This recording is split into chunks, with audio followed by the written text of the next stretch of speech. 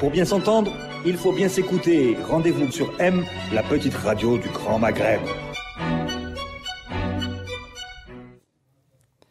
Amis auditeurs de Radio M, bonjour. Nous avons le plaisir de vous accueillir à nouveau dans le café des experts économiques et pas de vous recueillir, même si à la fin de cette année 2020, le mot recueillir aurait pu tout à fait être valable tellement l'année a été pénible, difficile et on est bien content de la finir. D'ailleurs, le café des experts économiques, on a un peu souffert. On a eu du mal à tenir notre agenda de manière régulière et de développer les rubriques qu'on vous avait promis de développer compte tenu du contexte, le retour de la pandémie, la deuxième vague qui nous a obligés à ne pas être nombreux dans le studio et à faire profil bas. Très content de vous recevoir, Ali Harbi, Reda Amrani pour ce dernier numéro de l'année. Ça va? Ça pourrait. Ça pourrait. On est sain et sauf. C'est ça qu'on va retenir. On n'est pas si sain et sauf, mais le pays va mal. Le pays va mal, c'est ce qui nous fait mal aussi. Ouais. C'est le moins qu'on puisse dire. Ah oui. C'est le moins qu'on puisse dire. On va parler du pays, on va parler de la conjoncture économique, on va parler de comment on va pas trop s'attarder sur 2020 parce que on en a déjà un petit peu parlé, mais on va essayer d'évoquer ce qui nous attend, à quel sens nous allons être mangés en 2021. Le premier semestre, notamment celui sur lequel il peut y avoir des prévisions. Le vaccin est peut-être l'espoir de cette fin d'année. Moi, je dois dire qu'on a c'est pas un consultant, c'est d'abord un sponsor, mais c'est une personne ressource.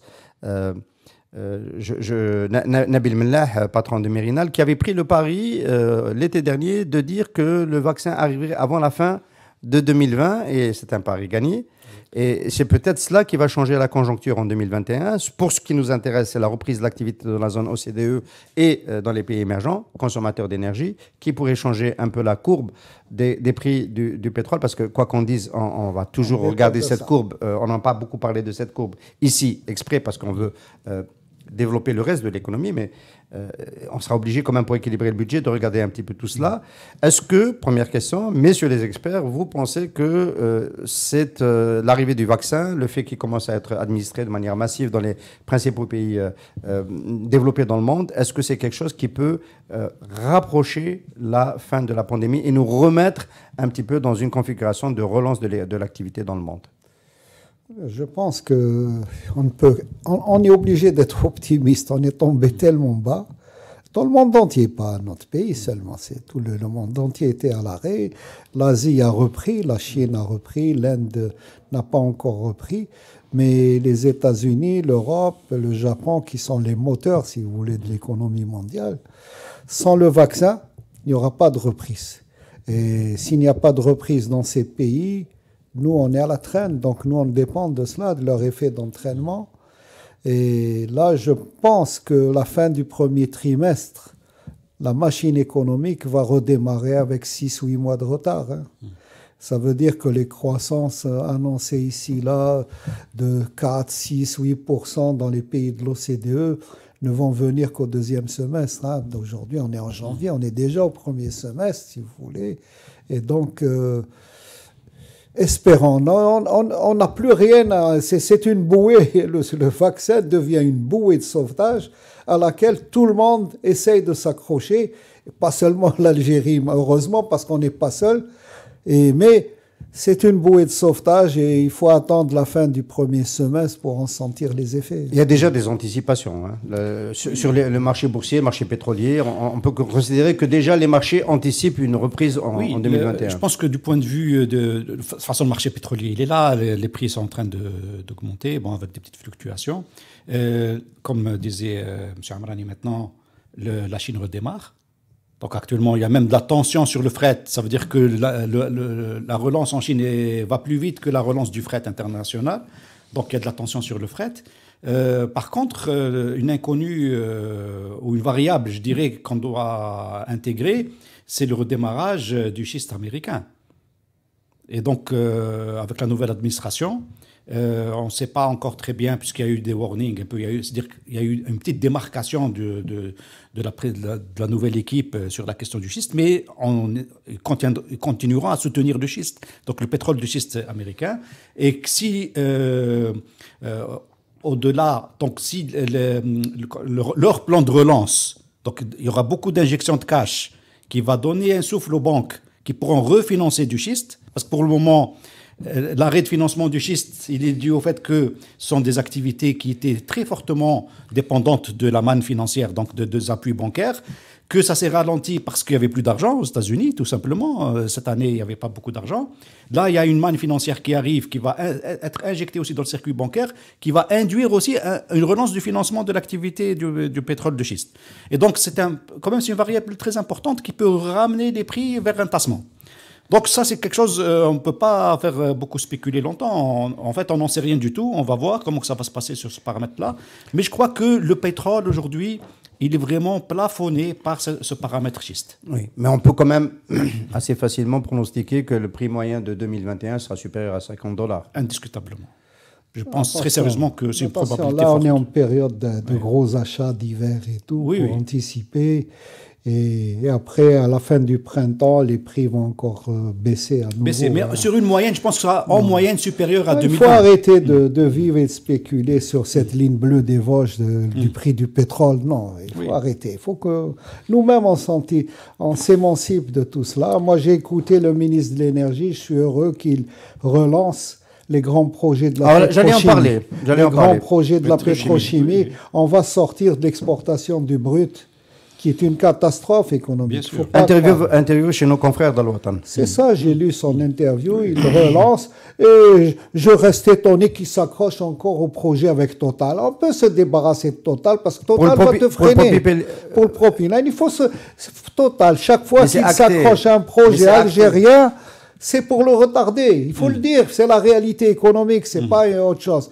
Donc, il peut s'adresser à des partenaires américains, japonais, allemands, et le projet sort dans les 3 mois. Hein. Il est étudié, il est prêt, l'infrastructure d'arrivée du gaz, elle est là, et le marché est là. 2 milliards de dollars d'investissement. Et alors, mais il s'autofinance, ce projet, il se garantit par lui-même, n'a pas besoin, il va sur le marché extérieur, immédiatement, il est financé à 85%.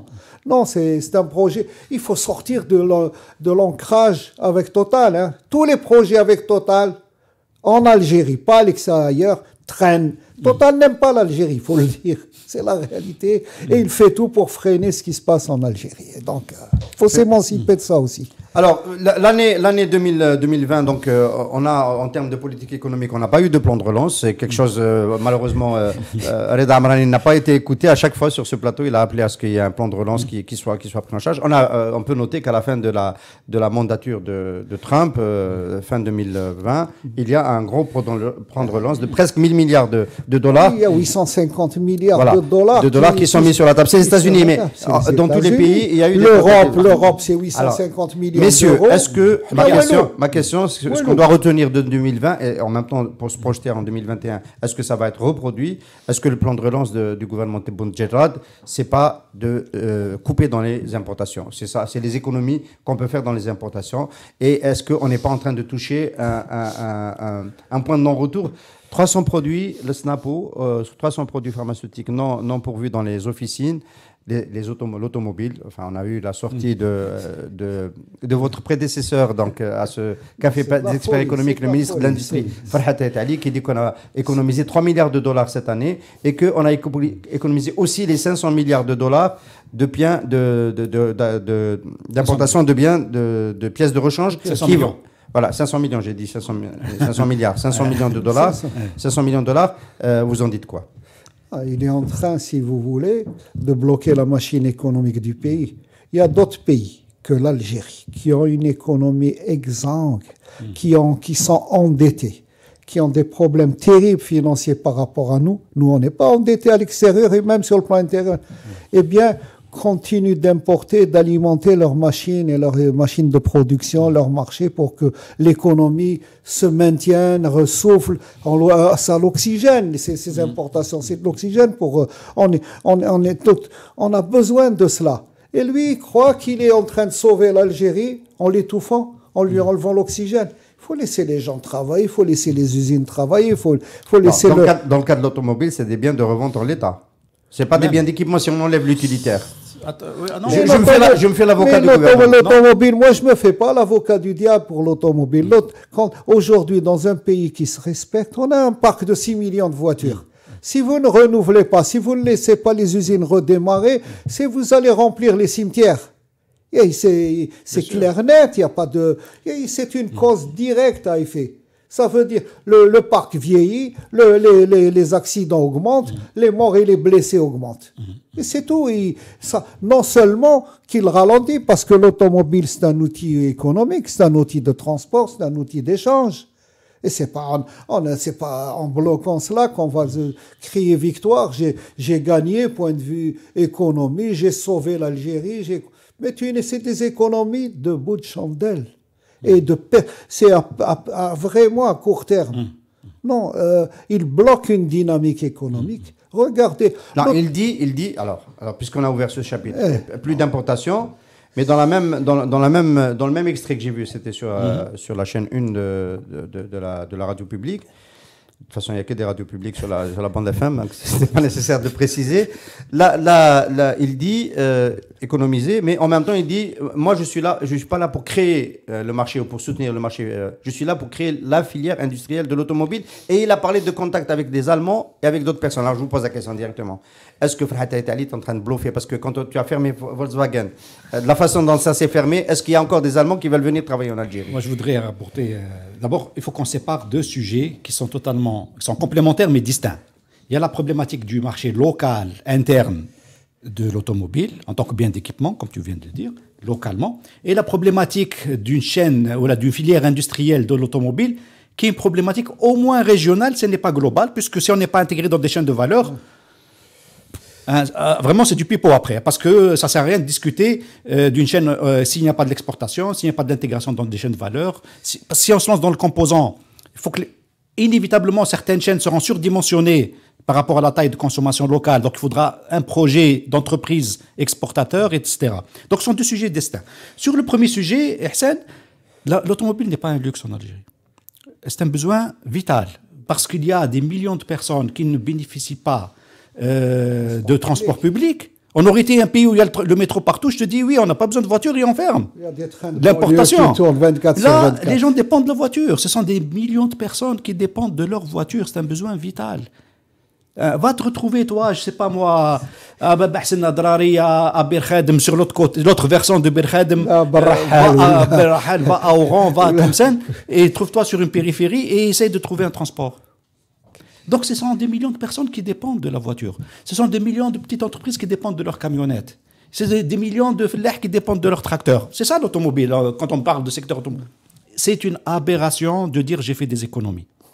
C'est pas là-dessus qu'on peut faire des économies parce que, on l'avait déjà dit, on peut fermer un an, on ne peut pas fermer durablement parce qu'il y a un besoin de renouvellement, il y a un besoin d'acquisition. Donc ça, c'est vraiment mauvaise piste. On a fermé 2020, on n'a rien dit, on a dit attention, mais ça pouvait se faire sur un an. Parenthèse, en compensation, il a parlé de négociations sérieuses avec des partenaires. Ça, c'est un autre sujet. Encore une fois, je me répète. Parce que ça, on doit répondre à des besoins locaux et ça ne peut se faire que par ouvrir l'importation, je suis désolé, y compris sur l'occasion. Alors là, on a touché le fond sur le sujet du véhicule d'occasion, parce que là aussi, dire on ferme le sujet, on ne va pas importer d'occasion, c'est une aberration économique. Mais bon. On aura l'occasion d'en reparler. L'OMC va lui tomber bien dessus. Sûr, l'OMC négocie. C'est un produit comme un autre. C'est un produit marchand. C'est un produit marchand. Tu mets des règles techniques, tu mets des cahiers de charges, tu mets des règles, et puis tu laisses les gens travailler et importer des véhicules, et puis c'est tout. La question de l'origine des fonds est un sujet qui ne concerne pas le ministère de l'Industrie. C'est le ministère des Finances qui doit se débrouiller sur ça et prendre position pour dire, voilà, sur la question de l'origine des fonds, qui n'est pas seulement un sujet qui concerne l'automobile. On est bien d'accord. Bien sûr. C'est un sujet beaucoup plus général en Algérie, pour poser la question d'où vient cet argent avec lequel tu vas faire un transfert. Donc, côté purement stratégie du ministère de l'Industrie et du Commerce, parce que c'est un sujet qui concerne le commerce aussi, je crois qu'il aurait fallu vraiment être plus dynamique pour relancer, ouvrir le marché à l'importation. Maintenant, sur la filière industrielle, je crois que pour le moment, je veux bien croire qu'il y ait des contacts préliminaires, parce que, ne serait-ce que du point de vue diplomatique, les gens ne ferment pas les portes. Ça, c'est clair. Hein. Donc, il y a un haut responsable de Volkswagen et de Seat qui était venu à un moment donné. Je pense qu'effectivement, les contacts existent. De là à dire qu'on va y arriver rapidement à un résultat, je n'y crois pas du tout. Compte tenu de l'excédent de véhicules qu'il y a déjà sur le marché mondial. D'abord, d'un point de vue contexte, d'abord, le marché aujourd'hui mondial est surcapacitaire. Donc, je ne vois pas les gens venir faire une nouvelle usine. Ça, c'est à court terme. Deuxièmement, on a mis un cahier des charges hyper bloquant. Hyper bloquant. On est en train de prendre le sujet par le mauvais bout. Hein, histoire de 30%, je ne sais plus combien de taux d'intégration. On va laisser des fonctionnaires décider de configuration industrielle qui appartiennent aux gens du métier et non pas aux fonctionnaires. Le fonctionnaire fonctionne, mais la configuration d'une usine, la configuration d'une industrie automobile appartient aux professionnels. Et il y a une évolution. On n'est pas obligé de lui dire du 30 ou 40 ou 10%. On doit se dire, lui, il doit se dire, j'importe pour 100 millions de dollars et j'arrive à exporter pour 105 ou 102, quel que soit le niveau d'intégration. C'est pas son affaire, l'intégration. L'affaire, c'est l'affaire des industriels, l'affaire des constructeurs. Quand il trouvera un sous-traitant qui est moins cher en Algérie et fiable, il le prendra. Bien sûr, bien sûr. De lui-même. Et la première des choses, quand il me parle, quand le patron de Volkswagen, le premier industriel de l'automobile du monde, arrive en Algérie et on ne le reçoit pas, on ne discute pas avec lui. Lui, il me dit que je suis en train de discuter avec les Allemands. Non, c'est arrivé. Il y a eu cet incident. C'est sérieux, c'est sérieux. Oui, absolument. Moi, le premier fabricant mondial arrive et il est allemand. Ça veut dire que je n'ai aucun contentieux historique avec lui. Bien au contraire, toute l'industrie mécanique a été lancée en Algérie avec l'aide et le soutien des Allemands. Il vient, je vais le recevoir, je lui mets le tapis rouge. Et je l'écoute, c'est pas moi qui vais lui dire, viens me construire avec 30 ils ont mis le tapis rouge la semaine dernière, ils l'ont mis à Khaled Nazar, quand même. C'est toujours ça de gagner. Mais juste un mot sur ce point-là. Je pense que dans les approches de construction d'une stratégie industrielle, on fait un peu de benchmark et on regarde un tout petit peu ce que font les autres aussi. Ça peut être utile. Donc, je ne vais pas parler du Maroc, comme ça on va mettre ça entre parenthèses pour une fois. On va parler des Égyptiens, ce qui ne nous améliore pas non plus. Hein. Mais bon, l'Égypte, l'Éthiopie, le Kenya, la Tanzanie, le Nigeria, on peut en citer à peu près 15 pays africains qui sont en compétition aujourd'hui sur la filière automobile, qui sont en train de se lancer, qui sont déjà à des niveaux plus avancés que nous.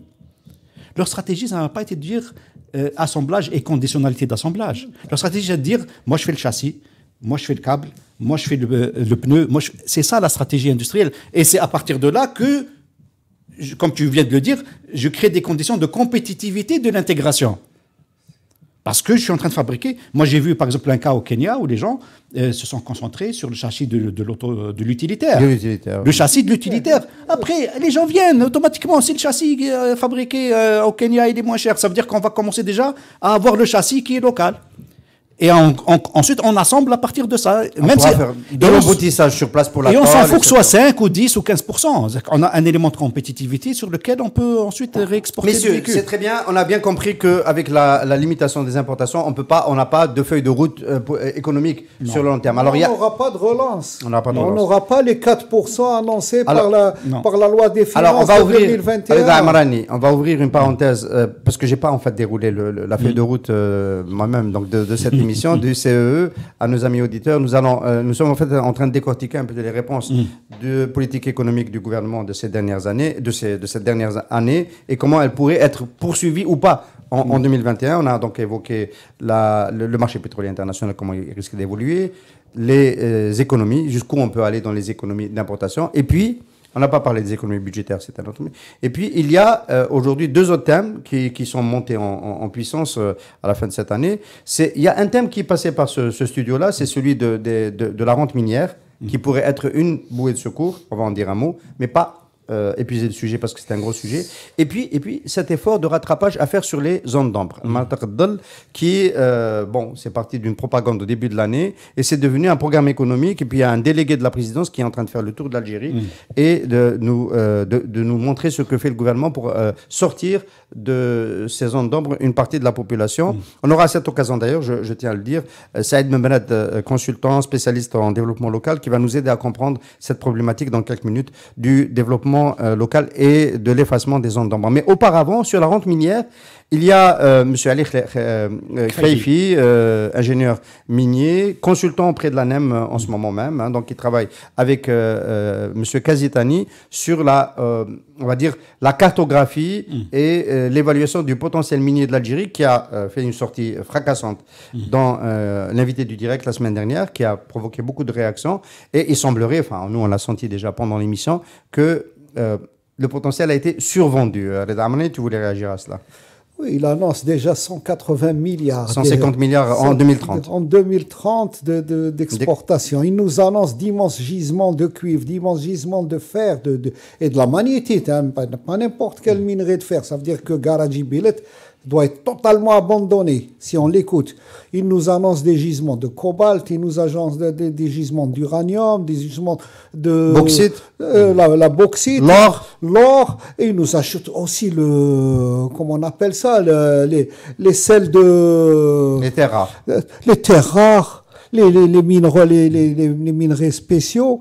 Enfin, la potasse. Il nous annonce qu'on a les plus grands gisements du monde de potasse.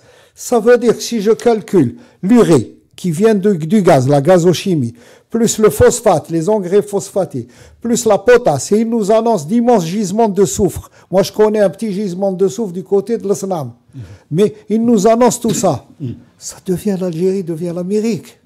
C'est le pays... C'est agréable de l'écouter. Hein, non, allez écouter pour 20 générations qui viennent. Leur vie est assurée, on n'aura plus de haraga. Les gens viendront pour venir en Algérie, ça va être le pays de cocagne. Et donc, je dis une chose, il faut sa raison garder. S'il y a 20% de ce qu'il dit est vrai, c'est déjà énorme, et il y va, et je le dis en toute conscience, de la sécurité de notre pays. Quand vous annoncez que vous avez les plus grands gisements de phosphate, les plus grands gisements de potasse, les plus grands gisements d'uranium, de cobalt, de terres rares, de cuivre, qui va vous nous laisser tranquille? Personne. Ça va être pire que le Congo, avec tout le respect que j'ai pour le Congo. Ça, on va nous détruire. On va nous dépecer en petits morceaux. Oui, mais en même temps, s'il y a le 20e de ce potentiel qui existe, il faut l'exploiter. Donc, ça a l'avantage de heureusement, ça. Moi, j'aurais aimé qu'ils me disent, là se trouvent les gisements de minerais de fer qui sont 10 fois, qui sont plus près, qui sont plus rentables et tout. Abandonner Garaji Billet, parce que le gouvernement va avec la fleur au fusil, se lance vers l'exploitation de Garaji Billet, qui est... Ali Garaji Billet, c'est une nouvelle de cette semaine. Juste pour introduire Garaji Billet, moi je dois dire effectivement que le potentiel, puisqu'on parle de potentiel, il est monumental effectivement. Il y a une différence par contre entre une information d'ordre géologique, sur un potentiel géologique, et une information d'ordre technico-économique sur la faisabilité d'une exploitation qui devienne rentable. Et là, comme on dit, il y a loin de l'eau à la cruche, comme on dit. Hein. C'est-à-dire qu'il y a énormément de travail d'études de faisabilité qui reste encore à faire. L'erreur méthodologique que font nos confrères, ce serait de confondre le fait qu'à moyen et long terme, on a de la perspective et on a du champ, effectivement, à développer. Et il faut développer. Et entre des mesures de plan de relance qui pourraient nous ramener de l'argent tout de suite, ce qui n'est pas du tout le cas. Et pour revenir à Garaji Billet, effectivement, c'est un gisement qui est monumental, qui est énorme, mais jusqu'à maintenant, on est encore à une phase tout à fait de recherche et développement. On n'est pas du tout, on parle du minerai transformé, hein. Donc on n'est pas du tout à une phase industrielle. On est encore dans les phases de pré-industriel, d'avoir des installations de tests semi-industriels qui nous assurent une rentabilité de l'activité. On n'en y est pas encore. On nous dit, oui, on a donné aux Chinois des échantillons, etc., et c'est favorable. Je pense qu'on est encore très loin du sujet. Le problème c'est qu'il est le taux de pureté du minerai de phosphore. Il y a beaucoup de phosphore, il faut le déphosphorer. Donc le coût est trop élevé. Prix de revient en transformation. Le coût de transformation métallurgique de ce minerai, on a fait des essais pré-industriels. On a même fait chez Kaiser, aux États-Unis, qui travaillait sur la pré-réduction des minerais phosphoreux. Et nous avons fait les essais sur l'Engui Promèze, l'Institut de métallurgie de l'ex-URSS, qui était un des premiers au monde en termes de compétences et de capacités. Bon, sur le plan métallurgique, c'est un minerai qui consomme énormément d'énergie parce qu'il y a une gangue Donc il va falloir, si vous voulez fusionner et le fer et la gangue qui entourent la molécule de fer, donc ça coûte énormément cher en termes d'énergie. C'est pas évident. Et c'est pas évident, c'est parce qu'il n'y a pas de pénurie de minerais de fer à travers le monde. Qui permettrait de d'avoir très grands investissements ont été faits en Australie, au Brésil, en Afrique, au Canada, en Inde. Donc il y a des gisements, il y a disponibilité de minerais de fer. Le nôtre, avec, si vous voulez, tous ces problèmes de phosphore, ces problèmes de gang et ces problèmes de distance pour l'évacuation, au départ, il est handicapé. Il n'est pas économique, y compris pour notre sidérurgie. Je vous assure que si on fait les analyses comparatives, il est plus intéressant économiquement de ramener du Brésil ou d'Australie des pellets de minerais de fer ou de Mauritanie ou de Guinée que de le ramener de Garadjibilet. Donc le calcul est vite fait. Hein. Le calcul est vite fait. Saïd Memrad, bonjour. Saïd Memrad. Oui, bonjour. Bonjour. Alors, je rappelle à nos amis auditeurs, vous êtes tué, Saïd Memrad, expert en développement local, en ce moment même en train de clôturer un programme algéro-européen, PATSEL-NOA, de développement local qui concerne les contrées du nord et du nord-ouest de l'Algérie. Alors, on vient de décortiquer dans le café des experts économiques, on vient de décortiquer les quelques pistes de politique économique, donc les importations, la limitation, on a bien vu qu'on ne pouvait pas aller au-delà d'une certaine limite. On vient de voir sur la rente minière qu'on ne peut pas espérer que la rente minière, évidemment, il faut développer, mais ce n'est pas quelque chose qui va ramener des revenus rapidement. En tous les cas, il faudra fixer la chaîne des valeurs en Algérie. Il y a un troisième volet des politiques économiques publiques qui a pris de la densité ces dernières semaines, c'est le traitement des zones d'ombre. Ma question, elle est directe. Est-ce que c'est une feuille de route économique ou est-ce que c'est juste une démarche électorale? Est-ce qu'il y a vraiment un enjeu de développement local qu'il faut décliner en termes de zones d'ombre et d'urgence, surtout? Non, l'enjeu, il existe depuis toujours, si je puis dire. Je veux dire, chaque fois, on a changé de nom. On a commencé par commune pauvre, on a parlé de zones à promouvoir, on est arrivé, le dernier thème, c'est les zones d'ombre. Mais en fait, l'esprit est parti du schéma national d'aménagement du territoire qui a mis comme une des 5 lignes directrices, c'est l'équité territoriale. C'est-à-dire qu'on a toujours eu un problème d'équité territoriale entre du macro ou le micro. Je veux dire, à l'intérieur d'une commune ou d'une wilaya, voire du pays, il y a des zones dans lesquelles le progrès n'est pas arrivé, dans lequel le développement n'est pas arrivé. C'est quoi comment évaluer ce progrès qui n'est pas arrivé? C'est du câblage, c'est les utilities qui ne sont pas là, c'est l'emploi, c'est quoi? Jusqu'à un certain moment, c'était des infrastructures. On a eu des investissements colossaux qui ont fait que les infrastructures sont arrivées au niveau local. Ensuite, s'est posé le problème de la qualité de ces infrastructures. Je veux dire, quand on met une poste et qu'il n'y a pas de receveur ou qu'il n'y a pas d'Internet, quand il y a une salle de soins, qu'il n'y a pas de médecin, quand il y a une école, qu'il n'y a pas d'enseignants, ou qu'il n'y a pas d'internat, ou qu'il n'y a pas de cantine, ça plombe réellement le développement. Ou quand les routes sont en mauvais état. C'est tout ça qui est... Et pourtant, Saïd Memrad, on a le sentiment que dans cette accélération thématique sur les zones d'ombre, il est plus question du volet infrastructure, plus que d'un volet qualité, que tu viens de décrire. Oui, il y a des faiblesses, effectivement, il y a des faiblesses. Je veux dire, c'est du rattrapage. C'est du rattrapage qui ne va pas, je veux dire, qui ne va pas créer réellement de la richesse ou enclencher une dynamique vertueuse de développement. C'est du rattrapage, quand on voit effectivement, je veux dire, la caricature sur cette problématique zone d'ombre, c'est les 23 camions d'aide que le Croissant Rouge a envoyé le lendemain de l'intervention du président Boone sur Twitter. Je veux dire, c'est la caricature de la gestion. Ça, c'était plutôt l'Oujba Srouna, c'était plutôt pour répondre à ça, j'imagine. Mais non, voilà, mais ça veut dire, ça vous donne une idée de la manière dont est perçue cette question, alors qu'elle est posée comme équité territoriale. Alors, on aurait peut-être dû commencer par cela, Saïd. Aujourd'hui, on parle de 15 000 zones d'ombre et d'à peu près 8 millions d'Algériens qui vivraient dans des zones d'ombre. On n'a pas posé cette question-là. Est-ce que ce chiffre, il repose sur quelque chose de précis? Et puis, est-ce que la définition de la zone d'ombre n'est pas extensible finalement, qui rend aussi large le nombre d'Algériens qui y vivent? On a inscrit les wilayas pour faire un recensement. C'est un recensement qui a été fait à la va-vite, en plein été, pendant le corona. C'est une évaluation dans les programmes de la wilaya, une identification de zones qui a été faite.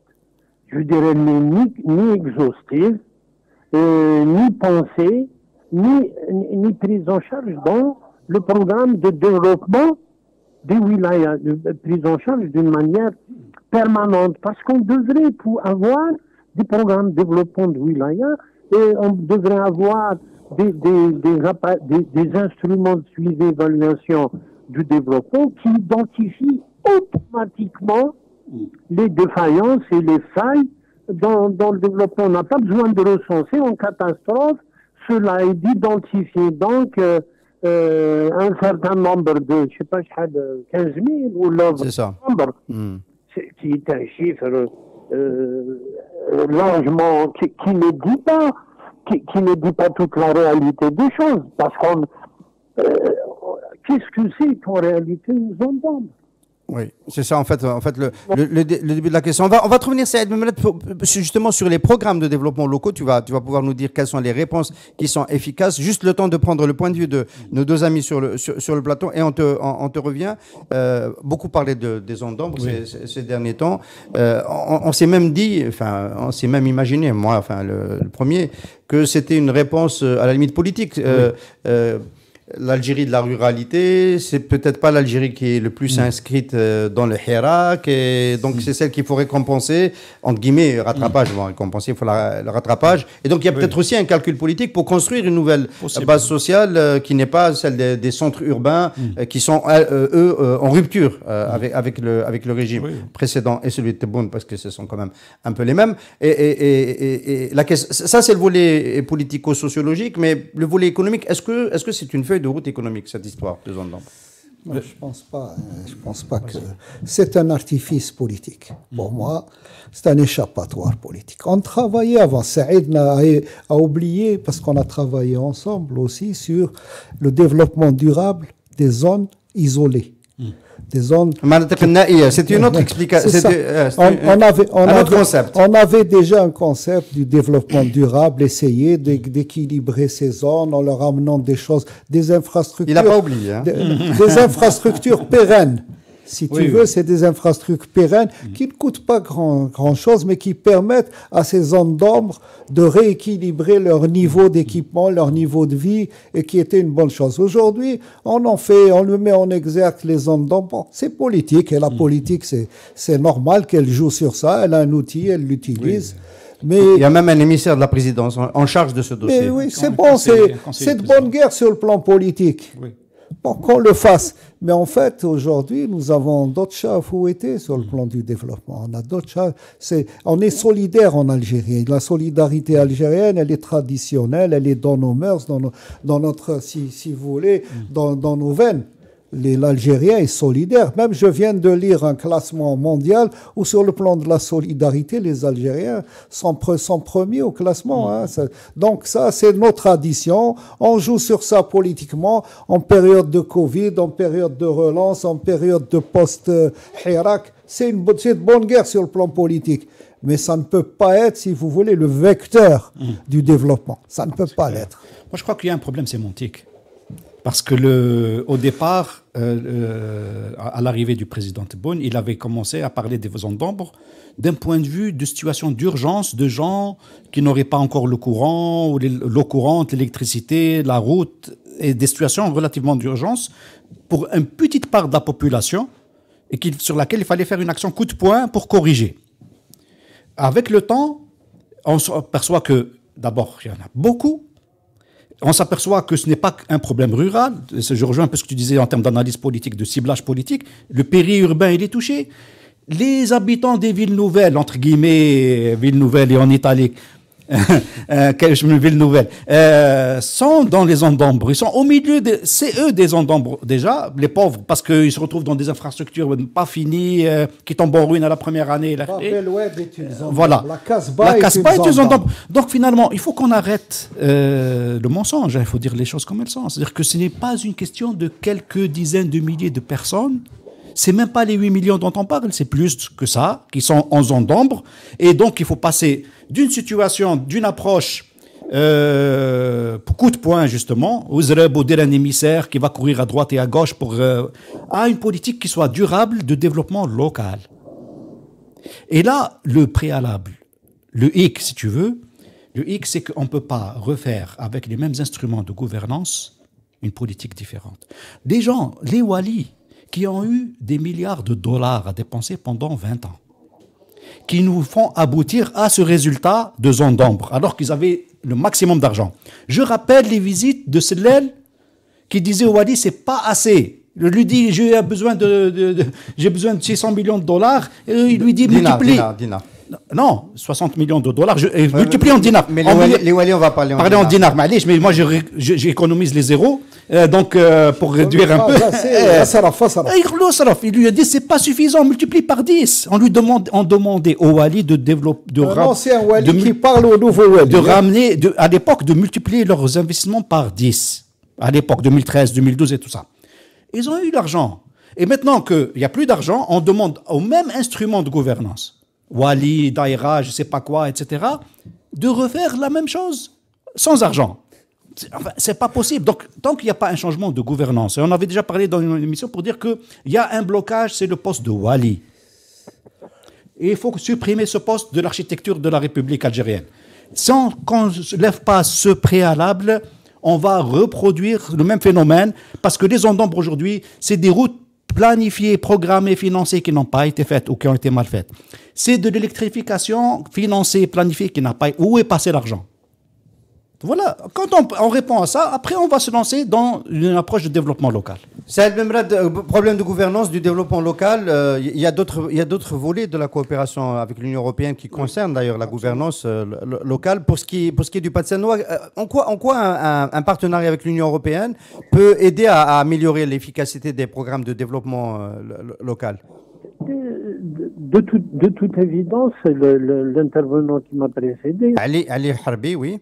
Ali Harbi, c'est une question de gouvernance.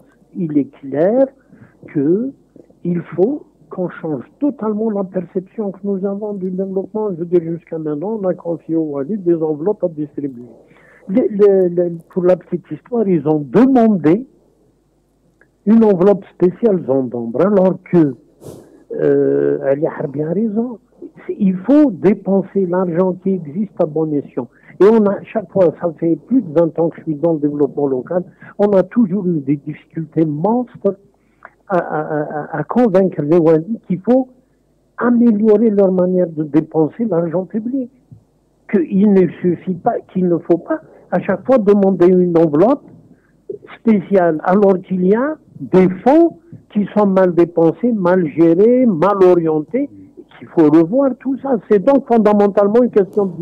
Saïd Memrad, mal orienté, ça veut dire par exemple que ça ne va pas suffisamment à des activités qui peuvent devenir durables, soutenir des activités, par exemple idéalement, un développement local réussi, c'est quand on aide à créer une activité et puis que cette activité devienne durable, qu'elle se maintienne, qu'elle devienne pérenne. Tout à fait. Je veux dire, choisir, on a eu des cas où il fallait donner plus à une région où il y avait des idées, où il y avait une dynamique, mais nous, on gère ça d'une manière un peu petitement jacobine, c'est-à-dire zama socialisante, et zama qui va à tout le monde. Donc, on saupoudre un peu à tout le monde d'une manière arithmétique pour dire nous, on donne à tout le monde. Par exemple, en termes d'approche monographique, il faut pas aider les mêmes activités dans le Titri que les activités sur le bord de à Al-Qala ou je ne sais pas où. C'est un peu cela. Enfin, il faut. Est-ce que le problème, c'est pas aussi l'indépendance des acteurs locaux? On refuse de leur laisser de l'indépendance. Les Wallis se comportent comme des présidents de la... Des potentats locaux. Et donc, ils ne connaissent pas très bien le territoire et ils ne connaissent pas très bien les ressources des territoires. Ils ne font pas participer les acteurs. Je veux dire, sur des programmes où on a du mal à faire venir le secteur privé. Parce que le secteur privé ostracisé, alors que c'est des investisseurs potentiels qui peuvent développer une zone par l'investissement agricole, par l'investissement touristique, par l'investissement industriel, et qu'il fallait... Ou dans les nouveaux métiers, d'ailleurs, la récupération des déchets, on a un gisement... Dans les loisirs, un peu dans tout. Oui. Les maires ou les élus locaux ne peuvent pas faire du marketing territorial, ne peuvent pas fixer, par exemple, un prix pour la gestion d'un parking. Je me rappelle d'une histoire d'un neuf littoral algérois où un maire qui était reconnu, élu, aimé, a été quasiment sauté parce qu'il avait confié la gestion d'un parking à une association de jeunes pour au dinar symbolique. Et le chef d'aéra l'a remis en place, le Wali l'a remis en place. Donc ces élus qui n'ont aucun pouvoir sur leur territoire, ces acteurs, comme tu dis, Hassan, qui n'ont aucun pouvoir sur cette situation fait qu'effectivement, il y a des zones auxquelles n'arrive pas le progrès. Oui. Un mot quand même sur l'ingénierie et l'expertise européenne dans le développement local. Qu'est-ce qu'elle peut apporter? Une expérience en développement. Je veux dire, ça fait une vingtaine d'années qu'on travaille sur les plans de développement locaux. Il y a des programmes qui ont marché en Europe. Je me rappelle du programme Leader qui s'est essentiellement appuyé sur le développement local et qui a revitalisé des déserts, comme on dit, les déserts ruraux. Ils ont recréé des activités, ils ont amené des financements, et puis ils ont fait tourner ça avec le tourisme, avec des visites, etc. Donc, ils ont une expérience dans la décentralisation. Il faut qu'on en parle sérieusement. Dans la démocratie locale, Saïd, tout est là. Il y a une démocratie locale qu'il faut développer. Un wali, c'est un fonctionnaire qui passe pour 2, 3, 4 ans. Il va saupoudrer pendant son passage et il part pour saupoudrer ailleurs. Tandis que s'il avait des comptes à rendre devant une assemblée élue et un budget bien précis, voté et approuvé par une assemblée élue, il est suivi, l'exécution de ce budget est suivie dans tous ses arcanes. Et à ce moment-là, ce wali ne peut pas faire ce qu'il veut. Il a un contre-pouvoir. Le chef de Daïra n'a pas à s'immiscer dans les missions d'un président d'APC qui lui est élu et qui reste, tandis que le chef de Daïra va disparaître dans la géographie administrative de notre pays. Oui. Donc chacun son rôle. C'est l'Europe, si vous voulez, nous précède en termes de démocratie locale. Nous ne sommes pas encore là, il faut y arriver, il faut y venir. Et Ali, quand il dit qu'il faut supprimer peut-être les walis, c'est peut-être une solution. C'est peut-être la solution. Saïd, merci. On a compris que cette opération avait peu de chances de transfigurer la dynamique du développement local. Je vais quand même profiter de ta présence et te rappeler à une de tes vies antérieures, parce qu'on va finir sur le chapitre de la bureaucratie et de la corruption, et parce qu'il faut absolument en parler. Hein, c'est peut-être ce qui va encore dominer l'année 2021. On a voulu déposer nous sommes SPA, Interface Média, éditeur de Radio M, déposer nos statuts, et le CNRC nous a demandé à ce que tous les actionnaires, tous les membres de l'Assemblée Générale viennent signent le PV qui acte les comptes de 2020. Bon, c'est une nouvelle mesure, il semblerait que ce soit une nouvelle mesure qui a été imposée. Alors, je pose la question à l'ancien directeur général du CNRC en 2015. C'est quoi cette mesure? Est-ce qu'elle est prise par le CNRC ou c'est quelque chose qui vient d'ailleurs? C'est quoi cette folie? Non, je ne sais pas, en réalité, je viens de l'apprendre. On a discuté longuement de l'ambiance, de la situation, du climat dans lequel les fonctionnaires, fût-il DG du CNRC fonctionnent, il y a une peur panique. Et pour la moindre, le gars, il doit se dire, s'il ne vient pas tout signer, on va encore m'appeler, me condamner pour un dû avantage.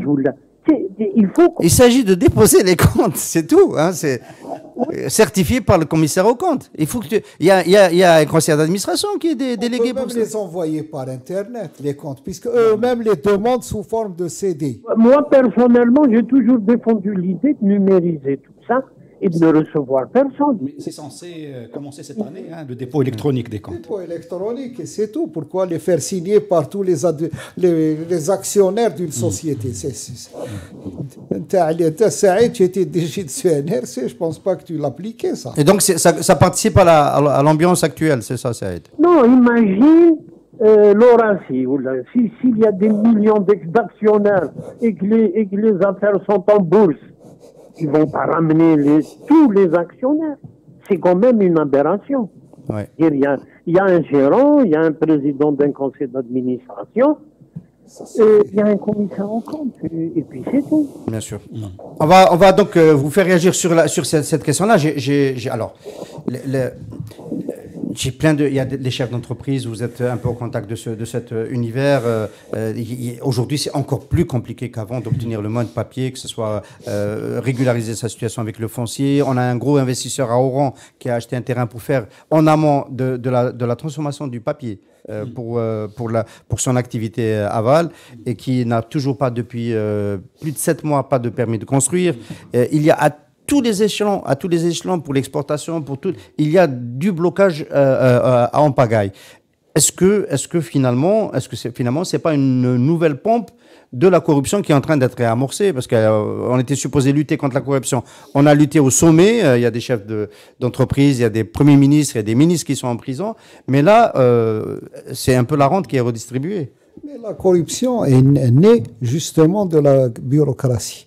Toutes les lois qui sont votées, n'importe quel problème, on sort une loi. Alors que aujourd'hui, je pense, la solution pour notre pays, pour notre économie, c'est de faire le toilettage, supprimer toutes ces règles, toutes ces lois qui ont été pendues au cours des 20 dernières années et qui donnent des pouvoirs suprêmes aux fonctionnaires. Et le fonctionnaire finit par arrondir ses mois avec la corruption. Il va monnayer un petit bout de papier, une autorisation, alors que rien ne le prévoit. Regardez ce qui se passe aussi pour les exportateurs. J'ai écouté hier, je crois, le président de l'Annexal. C'est terrible ce que leur font comme blocage, la Banque d'Algérie, le ministère de l'Industrie, le ministère... Des gens qui arrivent à trouver des marchés à l'exportation pour les pâtes alimentaires ou pour des produits de l'agro-industrie, et on les bloque pour des futilités. Banque centrale et ministère du Commerce, alors que, première des règles, son exportation, bilan de devise positif, déjà pour trouver un marché et tout. Donc on bloque les gens, on bloque au niveau de l'administration pour n'importe quoi. C'est de la corruption. Les gens arrondissent leurs mois à travers, parce que le pouvoir d'achat baisse. Il ne faut pas croire avec la dévaluation, l'arrêt des importations, le pouvoir d'achat baisse. Eh bien, les gens vont arrondir leurs mois et ils vont chercher des règles, des blocages bureaucratiques à tout. Que ce soit au niveau des permis de construire, au niveau du permis de circuler pour les camions, les engins, pour démarrer une activité. Tout est bloqué, tout est entre les mains des fonctionnaires. La première des règles pour lutter contre la corruption, c'est de faire le nettoyage des textes qui donnent des pouvoirs surannés à des gens derrière un bureau. Il faut supprimer ça. Allez. Oui. Moi, je pense que l'État, ce n'est pas une question de 2018 ou 2019 ou 2020. Je pense que l'État, malgré plusieurs annonces répétitives plusieurs fois, a abandonné le chantier de la réforme et de la modernisation administrative. Et donc, ça veut dire qu'il n'y avait pas vraiment de volonté politique. Ça, c'est beaucoup plus marqué depuis 2013. Depuis 2013, on sent un véritable recul et une réadministration, je dirais, une refermeture un peu des vannes qui avaient été un peu ouvertes dans la première partie des années 2000. Et le terme réforme administrative a totalement disparu de l'organigramme de l'État. Il n'y a personne qui s'occupe de ça. Donc, il n'y a pas de capitaine sur le sujet. Et donc, chaque administration fonctionne avec son propre horizon bureaucratique, administratif, et ça crée un amoncellement de structures. Je crois qu'il y a 2 éléments sur ça. Le premier élément, il faut remettre quelqu'un aux manettes, sous forme d'un ministère ou d'un commissariat ou d'un haut délégué. Pour un choc de déréglementation, on met nettoyer les terres. Une opération de nettoyage, de remise tout à plat sur la base des meilleures pratiques internationales en termes de fonctionnement administratif, et il remet tout à plat. Mais il faut que ce soit une fonction spécifique, transversale et souveraine, c'est-à-dire qui ait assez de pouvoir. Ça correspond un peu au delivery unit de Nebni. Sur la notion administrative. Voilà. Dans ce modèle-là, rattaché au Premier ministre, évidemment, parce que ça se perd dans un ministère, parce qu'à un moment donné, c'était au ministère de l'Intérieur, mais ils n'ont absolument rien fait. C'est le premier élément. Le deuxième élément, et qui nécessite un texte de loi à part, qui est celui de la redevabilité de l'administration. On est dans un pays où l'administration n'est redevable de rien. Vous déposez un dossier, on vous argent. Repassez demain, après-demain. Ils n'ont aucun délai. Ils ne sont tenus à aucun délai.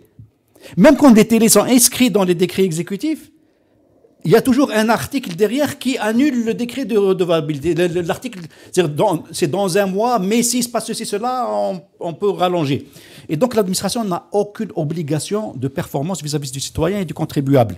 Et ça, c'est inadmissible et il faut un texte de loi pour ça. Saïd, pour ne pas tout ramener à la corruption, même pour mettre déployer un programme de partenariat avec l'Union européenne, on peut buter sur ces blocages administratifs. Pas seulement, il y a eu des programmes qui ont été, je me rappelle d'un gros jumelage avec l'administration de la justice, d'un gros jumelage avec l'administration des impôts, d'un gros jumelage avec énormément d'institutions. Il y a eu forcément une capitalisation de savoir-faire, de transfert de connaissances et de partage d'expérience, comme on dit maintenant. Mais il manque effectivement ce déclic, parce que la volonté politique de changer doit être présente. Et je pense que énormément de fonctionnaires, je ne dis pas comme Reda Yani qu'il faut tous distinguer, mais il y a eu Farhat Italie avant lui qui a proposé de les envoyer en Patagonie. Ça va, Reda est gentil. Rejoindre, non? Elle a le roux, ça va. À pied, parce que sans voiture en plus. Je reviens. Il faut sécuriser les gens. Quand je dis que les fonctionnaires ont peur, c'est vrai aussi. Il faut qu'il y ait, comme dit Harbi, un environnement, un climat dans lequel on peut travailler sans peur d'être jugé parce qu'on a donné une autorisation à un investisseur pour qu'il tire de l'activité. Il faut supprimer l'autorisation. C'est un investisseur n'a qu'à discuter avec sa banque et il lance son projet et c'est tout. Maintenant, s'il n'y a pas de zone industrielle, il faut que l'offre soit supérieure à la demande et on augmente l'offre de zone industrielle. Il ne faut pas qu'il y ait de corruption pour accéder à la... Lorsqu'il faut tuer la pénurie des zones industrielles, il faut supprimer les autorisations. Le CNI doit être supprimé. Tout ce qui entrave l'investissement doit être supprimé. L'investisseur vient, il a son projet, il négocie avec sa banque s'il a besoin d'un crédit et c'est tout. Même pour acheter un terrain ou louer un terrain, il négocie, c'est sa banque qui lui permet d'accéder au terrain. Ce n'est pas le fonctionnaire. Mais merci beaucoup. Merci Saïd Benmran de nous avoir éclairé sur cette problématique des zones d'ombre et du développement local. Merci Reda Amrani en verve ce matin. Merci Ali Harbi. Je vous souhaite à tous une très très bonne année 2021. On espère qu'elle sera meilleure que 2020. En principe, c'est pas difficile. C'est pas difficile. Ça peut pas être pire. Ça peut pas être pire. Enfin, c'est ce souvent on le dit, mais après on est bien content de l'année d'avant. Voilà. Merci beaucoup. Merci à nos amis auditeurs de nous suivre aussi fidèlement. Ya'tikum saha. Merci beaucoup. Pour bien s'entendre, il faut bien s'écouter. Rendez-vous sur M, la petite radio du Grand Maghreb.